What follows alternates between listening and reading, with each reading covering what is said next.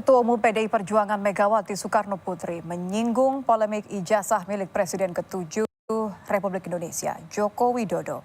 Mega menantang agar pihak yang digugat menunjukkan ijazah asli tanpa ragu. Meski tak menyinggung langsung nama Presiden ke-7 Joko Widodo dalam pidato sambutannya di acara peluncuran buku Badan Riset dan Inovasi Nasional Jakarta, Megawati menyebut pihak yang terlibat harus menunjukkan ijazahnya. Menurut Mega, pihak yang digugat tak perlu ragu memberi bukti jika ijazahnya betul asli.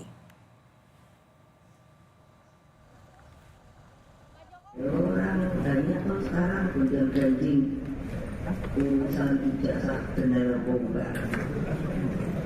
Ya kok susah aja.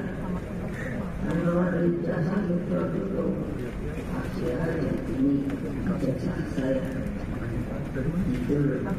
Nah, dengan demikian, ini kan saya pusing ya, pusing orang.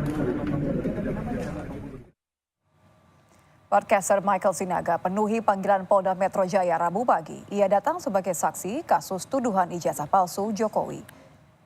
Michael Sinaga mengaku terkejut saat menerima surat pemanggilan Polda Metro Jaya untuk mengklarifikasi kasus tuduhan ijazah palsu Jokowi. Ia merasa tidak pernah melakukan analisa terkait isu ijazah palsu Jokowi.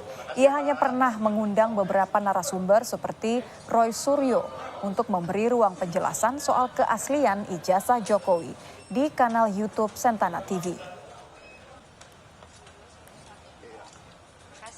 Apa sebenarnya yang terjadi tanggal 26 itu yang berhubungan dengan saya? Gitu kira-kira. Sehingga saya dipanggil untuk klarifikasi. Mengklarifikasi itu kan karena dianggap mengetahui sesuatu ya. Mungkin saya pernah mengundang Roy Suryo, orang-orang yang katanya terpanggil juga ya, akan dipanggil juga. Saya pernah memanggil Roy Suryo, saya pernah memanggil Dr. Tifa dalam podcast saya, tetapi tidak di tanggal 26 dan saya tidak tahu peristiwa apa yang terjadi di tanggal 26. Sehingga ya masih saya sama bingungnya dengan Mbak ini sekarang hari ini.